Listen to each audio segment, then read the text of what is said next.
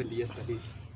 Some of us hatukulala kwa sababu tulikuwa nafikiria chambers ndani ya assembly ni safe. But we were shocked when a tear gas was lobbed inside the chambers. I want to condemn with the strongest terms possible. Na nataka nieleze, nimwambie serikali, because the owners of tear gas, hakuna raia mwenye ako na tear gas. Hata wakora hawakuanga na tear gas. Tear gas is owned by police. And I want to tell police, you are coming to the presence of the assembly, we thought we were safe. Kumbe nyinyi ndio mmekuwa wakora number 1 ya kutaka kumaliza sisi. What was your intention of lobbing tear gas inside the assembly? Kama ni kudisrupt ile business tulikuwa nayo, tulikuwa tumemaliza. And we want to tell those who are doubting that Baringo tulitoa sauti yetu, tuka reject BBI, and after all, iko nini kwa hiyo BBI enye Baringo, watu wa Baringo watafurahia? Hata tulikuwa nafikiria tungepata 1 extra constituency huko Tiaty because they have 2 sub counties, but it is nil. So what is there?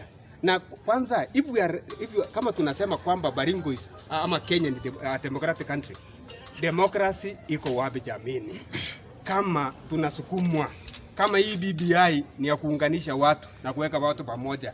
Sasa hii mambo yote serikali wanapanga kutukuja kutumaliza kwa ndani ya assembly, tutakuwa safe upande gani?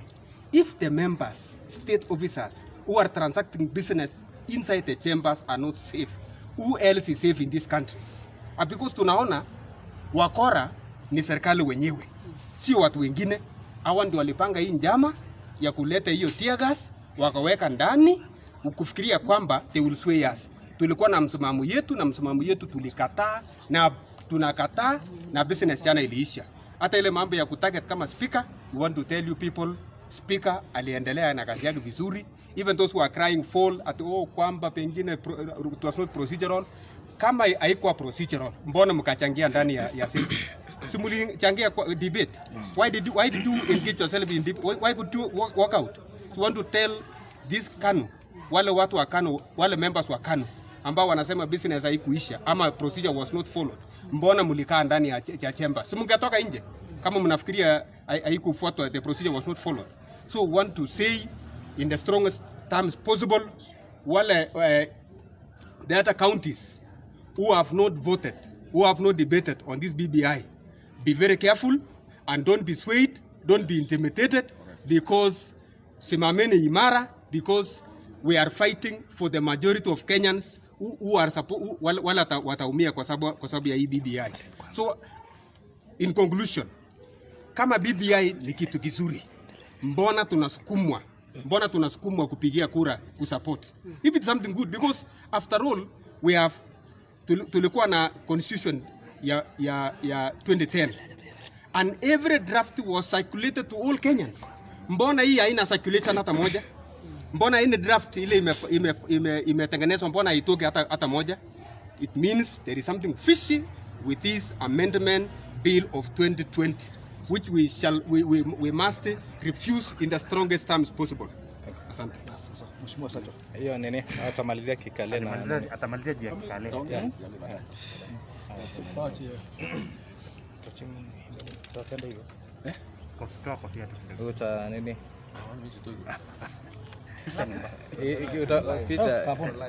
Picha. Yeah. Guys, thank you very much. We want to take this opportunity to express our disappointment and also express our hunger on what happened yesterday, on what transpired yesterday. We had the debate on this BBI, and the process started peacefully. We had the House business, which I'm a member, and it was brought at the table as one of the items to be discussed. And it went through all the processes and the stages of a bill. And given the time and also the urgency of this item, the BBI, we followed the due process, just like the other assemblies, like the Siaya, Migori, and also Kisumu. We considered that it is urgent, and we did that. The issue that we are just not happy is how they tried to interfere, how they tried to stop the debate and the discussion of this BBI. It seems some people were found and they were not ready. And when they read the mood and they just knew that this bill is not going through, they caused mayhem and they caused chaos. One, in the floor, they tried to bring chaos, and there was even scuffles.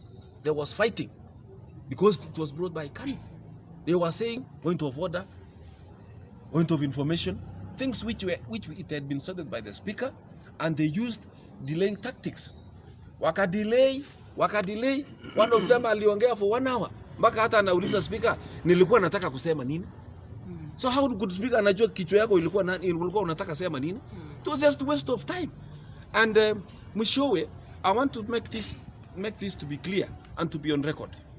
It is in the answered, and it is also in the live streaming. We had a lot of live streaming. Even my phone, I was streaming live.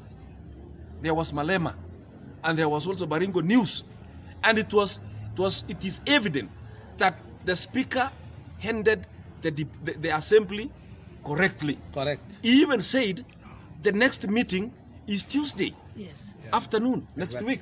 So what else do you want? Why are you saying the motion ama discussion haikuisha? Mnataka nini? Hata ingawa tear gas walitupa, speaker alisema leteni results na akatangaza 30 against 11. So why do you go around saying hiyo mjadala haikumalizwa? Tunajua siri. They wanted to delay, they wanted to push it so that we had John alafu walete mambo yao ya intimidate members, especially the nominated. Hile walituita Nairobi na Tuju kutupeleka kwa basement ya Jubilee House, matarau mingi na kuambia ma nominated lazima mvote kwa chama na stand ya party. Hiyo ilikuwa ukora, but we overcame that. And when they realized that it's in the floor, they tried their way of causing mayhem and chaos in the assembly, lakini haikufaulu. Mwishowe wakatumia Wafula, county commissioner. He was seated behind there. We have all the evidence. He was behind while the askaris were inside. First of all, it is illegal for the askaris ama maaskari waingie hapa. Ati yo siasa anakuja ingia assembly na kupiga salute. Yes, salute yes. Nani alisema in the assembly unapiga salute? Enda piga salute hiyo mkubwa yako. Hapana assembly. And who send you to come to the assembly? Mnakuja piga salute na uniform yako na kukaa nje. It was something which was connected, it was planned that by all means hiyo isimamishwe. That is why when it was cool, it was calm, tukafanya debate, tukazungumza, it was contributed, mpaka kura ikapigwa. Na kura ilipoisha, when the results were about to be read, wanatupa tear gas. Just to stop the process isisimame. Lakini I want to appreciate the speaker. He was courageous and strong enough amidst the tear gas, he managed kutangaza. Yes. Na wale ma MCAs wa Kanu walikuwa wamekuwa coach kwamba tear gas ikitupwa mpige kelele. Na walipiga kelele hapa. Na wakakimbia. But we try to say msimame. That one is evident, it is there. Iko kwa live streaming. We thank God because ile chama, ile ya kitambo ya Kanu, walikuwa ile the atrocious regime, ile walikuwa wana control the message to go to the people by VOK, Voice of Kenya, ama KBC. It's not there. We have other channels. Tuko na live streaming and people are following. My phone, I had 56,000 followers. Ya Baringo News, walikuwa wengi. So how do you turn around na kusema hiyo process haikuisha? If you want this thing to be repeated, go to court. And kotini wanafuatilia kama the due process was followed. I want to tell wananchi, watu ya Baringo, tulimaliza mambo ya BBI na BBI ilikufa hapa Kabarnet jana. Yes. And we will not go back again to hiyo mambo ya BBI. And if you want, mukuje. Tutaangusha tena zaidi. Hata kama pesa iko mingi ile Gideon alitoa, yenye walikuwa wanazunguka hapa jana na pesa yao, mulete watu wakule. And that is what they use kuonga maskari. First of all, we want to register a complaint. We are going to register ama kuweka complaint, and we need investigation ifanywe. Kwa nini mulitupa tear gas? Actually it was not tear gas. Kwani tear gas inachomanga? Inawakanga moto. Baka ikachoma hata curtains. They wanted to kill us. They wanted to kill. In the name of BBI, ipite kwa Baringo. Ana watu ya Baringo walikuwa wanangojea huko nje. Wanasema mkipitisha mtaona. Na tulipotoka walifurahi. So I want to say, The in charge of security in the assembly is Sergeant at Arms. Yeah. He's responsible to tell us iyo tear gas ilitoka wapi. And we don't have registered owners of tear gas. It's only the government. Nobody is allowed to own tear gas. It is only the government. And how this thing is being pushed and the narrative they want to build now, kwamba haikuisha, whole due process haikufuatiliwa, is just they are delaying tactics, wanataka kurudi. I want to warn the county commissioner. Kama wewe unataka siasa, enda simama huko Western kwenu kwa Uluyani. Hapana Baringo. Munaenda kunywa pombe huko na kupanga jinsi mutafanya. Na kusema ati tutasema ati bodyguards ama askaris wa speaker ndio walitoa risasi. Walipiga risasi ndio kuwe na mayhem. Kwani askari akwangi na punduki yake? Amujui alipewa risasi ngapi? Na punduki yake ilitoa risasi ngapi? Go and do a search. Go and do a roll of kama alipiga risasi. Hiyo ni mambo yenu ya confuse raia ili watu wasijue nini inaendelea. I want to make this clear again that BBI was voted or shut down here in Baringo. Na mimi naomba county assemblies zingine waangushe hii BBI because kumbe kuna agenda mbaya ya kulazimisha hii BBI, and that one we will not allow because that is it's a backward, it's an old way of handling things katika serikali. Na mimi nasema ya kwamba we need freedom, we need to be given that, you know, that ground of people to decide. Kwa hivyo we condemn it and we say it remains that BBI was defeated, and anyone who has some complaints aende kotini. Asante. Kote ndio. Tumalize Kiswahili. Alafu tuende Kiswahili. Mheshimiwa aongee Kiswahili. Yes.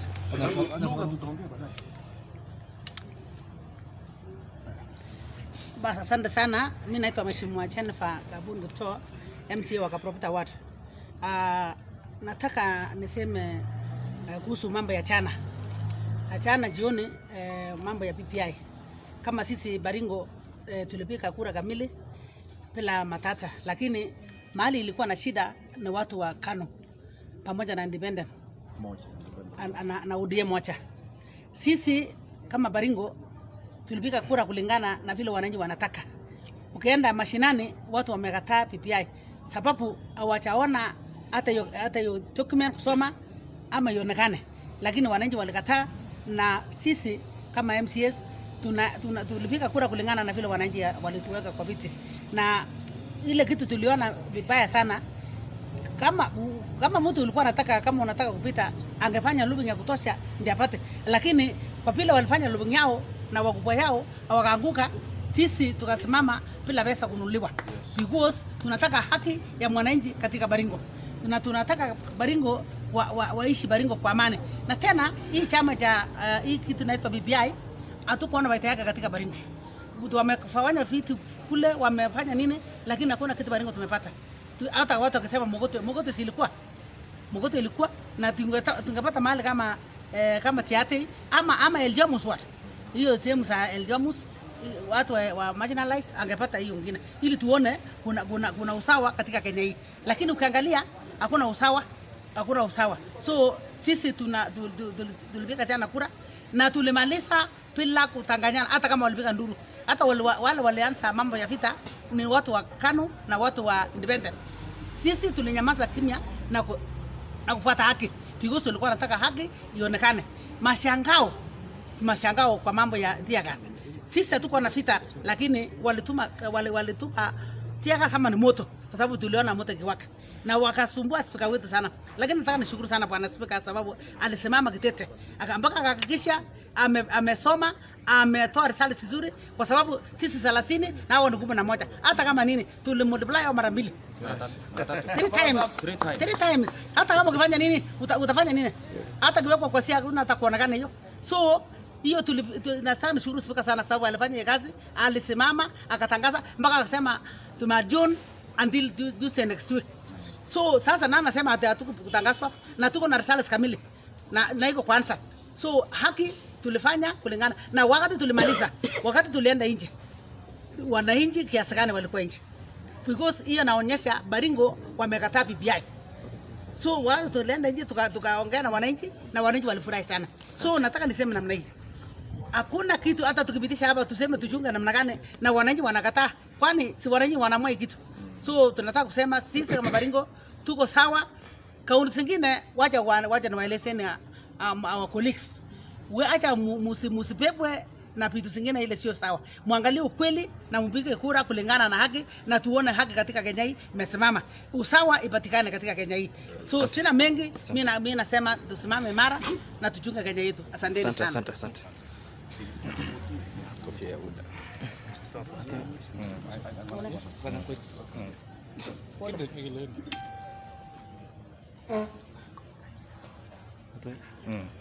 Bas, I think itakuwa giza kabisa. Ionekane inatoa shade ya. Sawa, twende basi. Bas, I think my names are Honorable Kipruto Kimosop, the MCA Mochongoi Ward, and also representing North Rift in the National Executive Committee of CAF. We are here with my colleagues here who have spoken.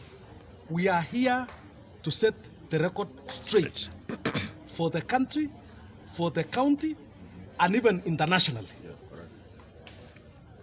Because after yesterday's event, we were shocked later to watch added up press conference of our colleagues feeding the country with half-truths, misinformations, and falsification, misrepresentation of material facts of what happened in the assembly.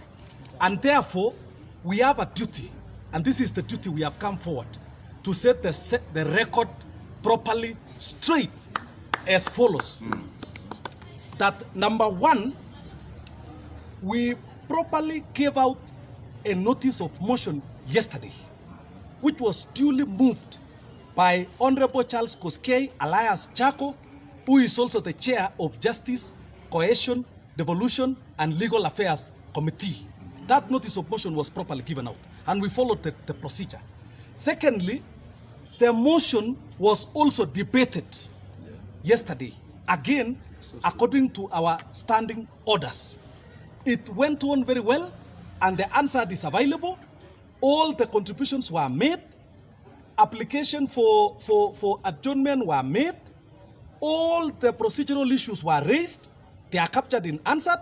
And the speaker, in each of the items, ruled and gave guidance all the way up to division. And when we went to division,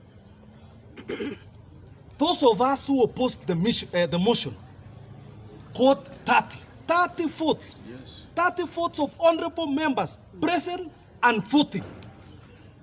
They got 11 votes. At the point of the declaration,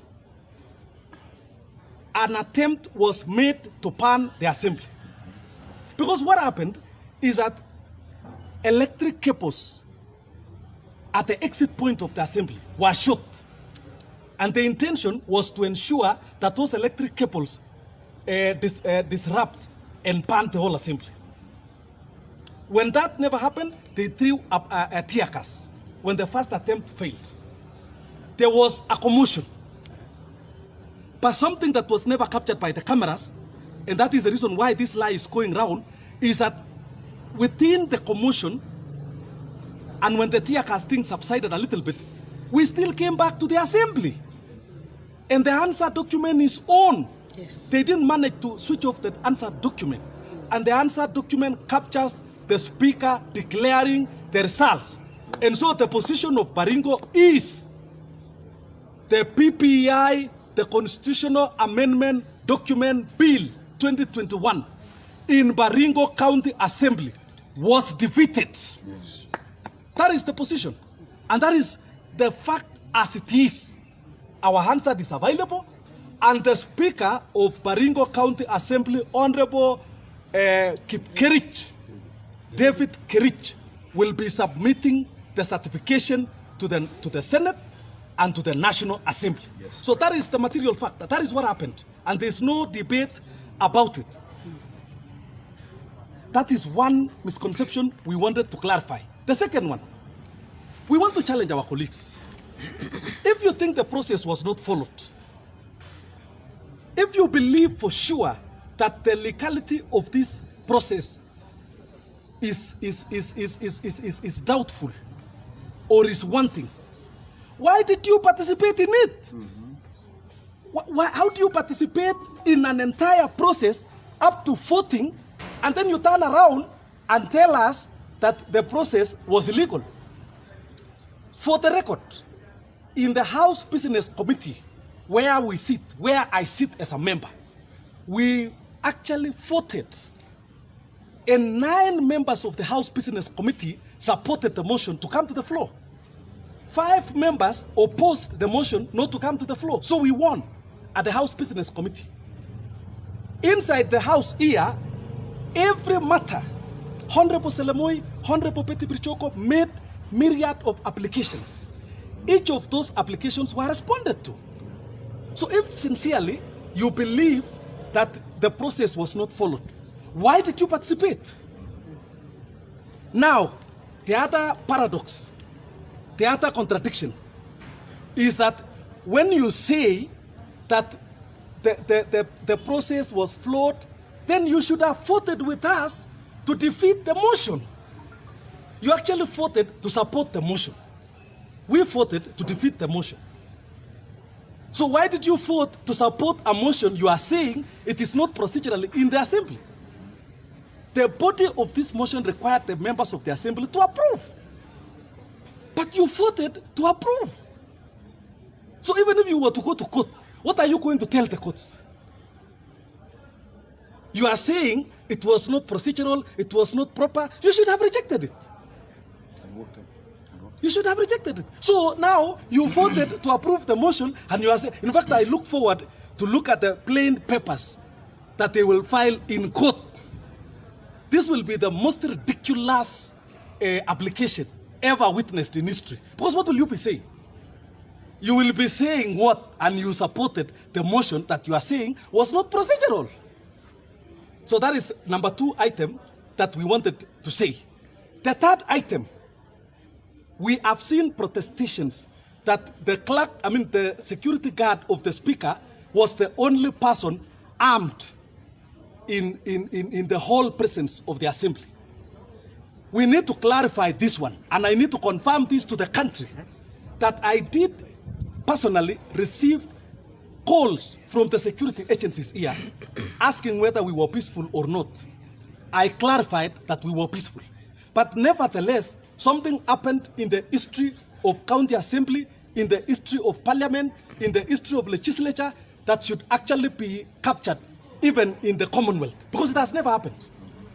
That an OCS walked into the assembly and without bowing, he went ahead to sit down inside our chambers, the OCS of Cabernet. So when you say the only person who had a harm was the bodyguard of the speaker, the OCS of Cabernet disrespectfully against the County Assembly Service Act, against all the protection, all the immunities that assemblies enjoy. Because even in Commonwealth, parliamentary practice is that presence of the assembly are protected. You cannot even be arrested inside the presence of the assembly. But the OCS of Cabernet walked in, sat down with us. We had to bring to the attention of the Sergeant at Arms that we are a stranger in the County Assembly of Baringo. The chambers. So the lie that, the speaker should be investigated, the guilty are always afraid. Yes. Apart from the OCS, we want to confirm to the country that there were police officers that were manning us. A huge contingent of police officers were deployed here. That is the position. The level of intimidation, the level of blackmail, the level of intrigue, the level of pressure and threat was enormous.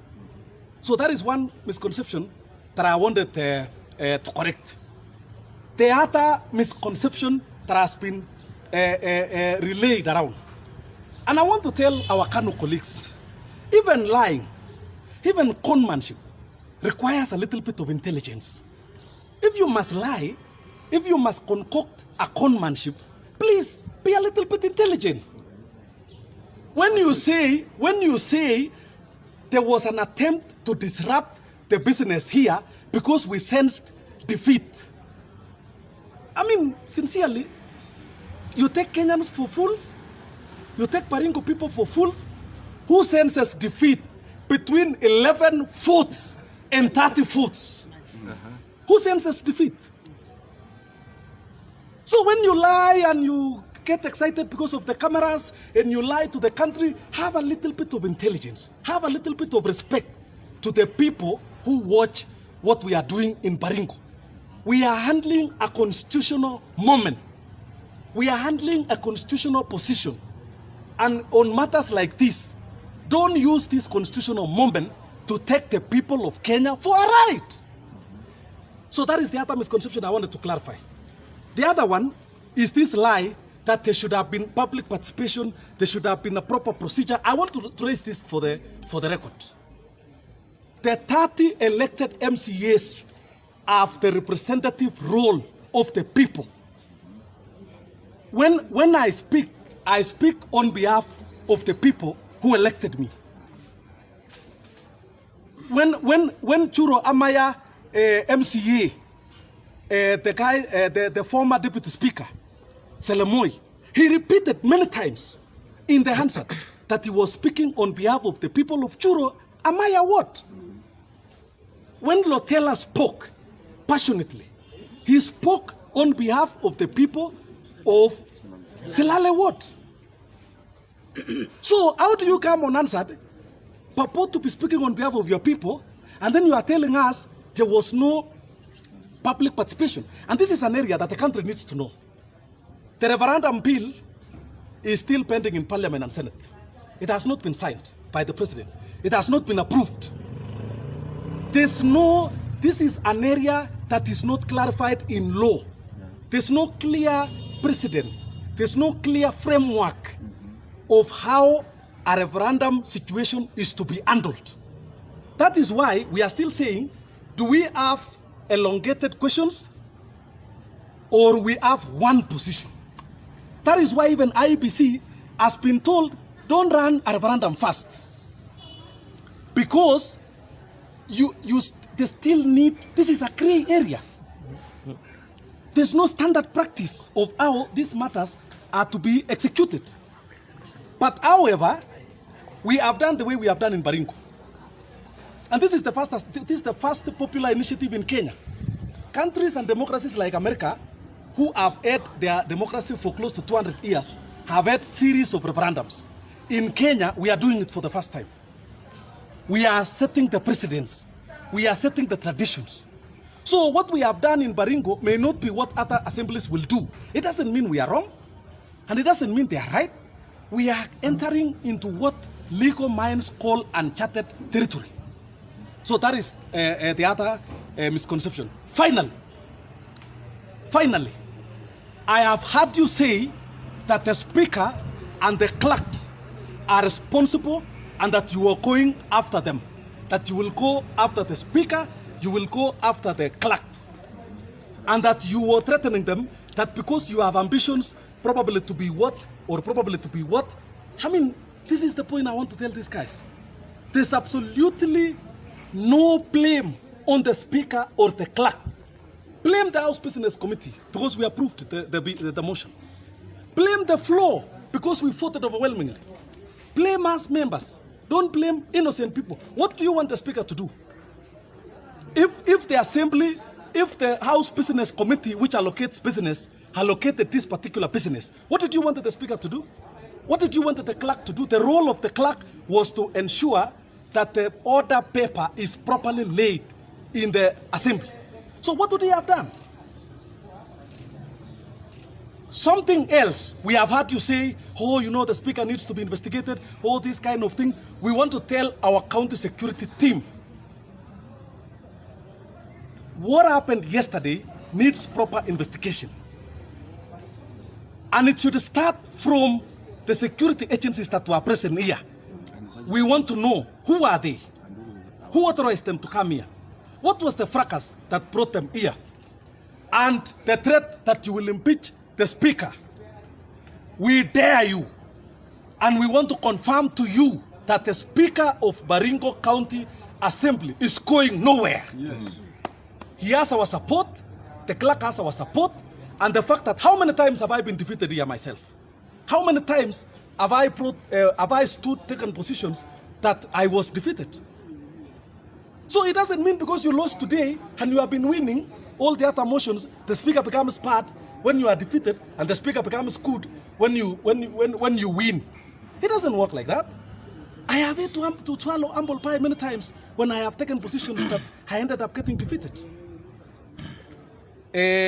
Ya mwisho kwa Kiswahili, wale walikuwa wanatupinga hapa ni wa jamaa ya KANU, na tunajua party leader ya KANU ni Bwana Gideon Moi. Ile nguvu ilitumika hapa kujaribu kutukandamiza na kujaribu kutuweka chini ni nguvu ya watu ya KANU. Na sisi tunataka tuambie watu ya KANU, hata kama ni uongozi, hata kama ni kutafuta uongozi, hapana tafuta uongozi na kimabavu bwana. Hapana tafuta uongozi kwa kulazimisha. Ni nini iko hii PPI yenye kama ikianguka itakuwa imemuumiza Gideon? Ni nini siri ya hii PPI ni nini? Na kama kusema kweli Gideon alitaka hii PPI ipitishwe, si angeita mkutano aeleze. Tuko na senator hapa ambaye mimi nataka niambie watu ya Baringo kwamba tuko na senator hapa ambaye sisi kama members tunaona kama yeye mwenyewe wako na madharau sana. Manake unawezaje enda fanya mkutano Karisa ya MCAs? Sisi tunaona, watu wanaona unaenda fanya mkutano Lamu ya MCAs. Na wewe kuanzia 2017 mpaka leo MCAs yako ya Baringo haujawahi kuwatembelea, haujawahi kuongea na wao. Kisila mashida zote sisi tunaumia naye hapa, wewe kama senator wetu. Kwa sababu wewe ni senator, unastahili kufanya kazi na MCAs kwa sababu wewe na sisi tunafanya kazi moja ya devolution. So sasa unaenda ongea na watu ya Karisa, unaenda ongea na watu ya Lamu, unaongea na halafu hapa nyumbani haujaongea na sisi, haujaonyesha hata kama usipoongea na sisi. Onyesha uongozi kwa ile matatizo tuko nayo hapa.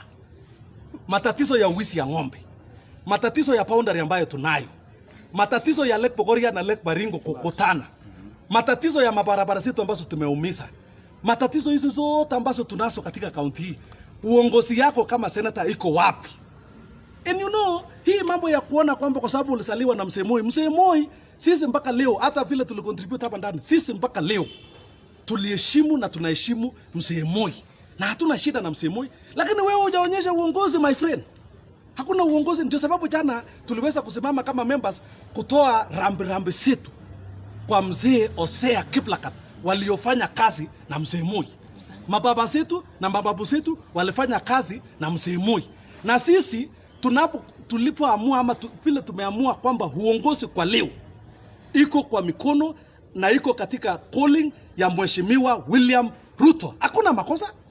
Kositani walifanya kazi na Mzee Moi wakati ile na wale wase wengine. Sisi pia tukiamua kufanya kazi na viongozi wengine hakuna matatizo. Na tunataka tushukuru wananchi wetu wa Kabarnet kwamba jana tulipotoka walisanyana hapa na walisimama na sisi kwa mambo yetu ya security, lakini wakaachi ya Kabarnet.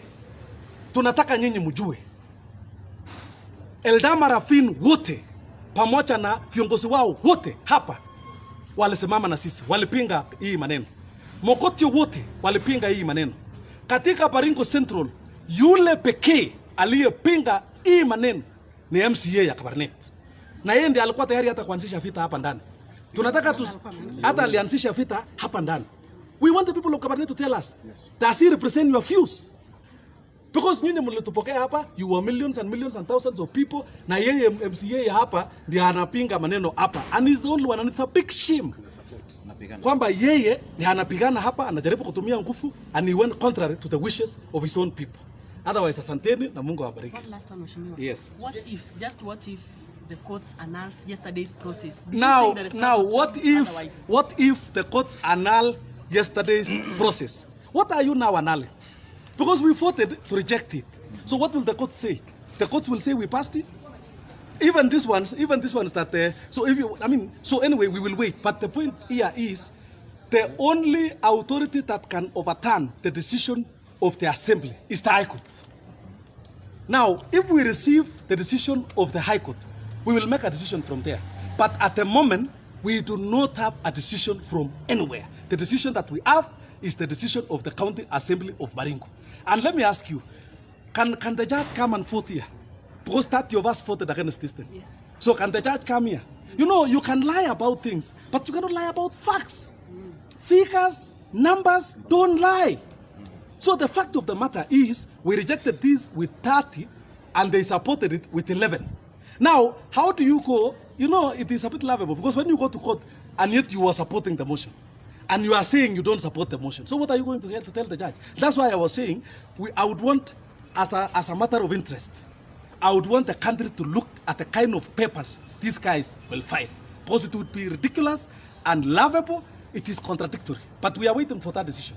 But if they decide that way, 30 of us will still reject it, 11 will still reject it, but I don't think they will want to. It would be an embarrassment. You remember when we impeached the deputy speaker here, come get rushed here, and you know, with all bravado, with all propaganda show, it was all over this place, just stamping and that kind of thing. But what happened in the courts? He had to swallow an humble pie. In fact, I want to congratulate Salamo yesterday. I saw him introducing himself. Will not listen to. The courts will listen to all of us. We will have our time in court, all of us. Thank you. And of course, Mheshimiwa, Yeah. they said they would, the Secretary General of the party will, in a way, annul what you did as an assembly. Repeat that again. The party is not the assembly. Repeat that again. The Secretary General, Raphael Tuju, being the Secretary General of the party, and of course, majority of you voted against the bill, were from Jubilee Party. Might have a contrary opinion of what you did last night. Is that what they are saying? No, I don't know whether that is what he wants to do. We met Raphael Tuju. We gave him our mind. I pleaded. I actually told Raphael Tuju that you have no option on this matter but to allow the popular will of the people of Baringo to be taken. And so, I don't know the worst that Raphael Tuju can still do, because, again, there's this notion that Raphael Tuju can actually suspend members of Jubilee Party or discipline the MCAs. You know, the nominated MCAs here are members of this house, courtesy of being casseted by IEBC. It is only the parties that channel their names to IEBC. So unless that cassette notice is lifted, and it is only IEBC that can lift that cassette notice, unless that cassette notice is lifted, they remain members. Further, they have not violated any part of the Jubilee Constitution. You know, we read, gentlemen, you don't know, we went to meet Tuju, we read the both sides of the Constitution of Jubilee, and we came to concurrence with Tuju that this is uncharted territory. So even now, there's no position that the nominated should vote this way or this way, no, because there's no position. And in any case, we have Jubilee Party speaking in tongues. You know, the Deputy Secretary General of Jubilee, Caleb Kositany, is saying this. The Secretary General himself is saying this. So we have two positions here. We will want now, even any court or even any disciplinary committee, which one supersedes the other one. It has the letterhead of this, it has the letterhead of that. But all the same, I want to thank our nominated colleagues. And I want to tell the people of Baringo that our nominated colleagues of Jubilee stood with the popular will of the people of Baringo. And history is made of situations like this. A moment comes when the interest of your people, when the interest of the nation becomes more paramount than your personal interests. History is made of situations like this one. Even the major revolutions that have happened, it was as a result of this one. I mean, for all our nominated MCAs to have decided to vote and stand with the popular will of the people, they are not stupid. They interpreted the position of their people properly. And they chose to stand with the position of the people of Baringo. So if Tuju thinks that because they have taken a position, I don't know, with Murate and with wherever all these guys calling themselves deep state, I thank the nominated MCAs for standing with the popular will of the people of Baringo.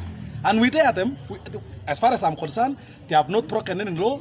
And if they want to bring up charges, I can tell you without flinching and high, our nominated MCAs will be vindicated. They will win. We will beat them squarely. And I think Tuju, we told Tuju, and we want to tell Tuju even now, stop embarrassing this party. Stop embarrassing yourself. Look at now this whole. You purport to suspend senators. You are overturned, not even by court, but by a tribunal. You purport to suspend these MCAs of Nairobi led by my friend Sylvia Museya, then the courts overturn you. I mean, it's an embarrassment. Are you not getting tired with these old shenanigans? You don't want to follow the law? Yeah, so thank you. Under pressure.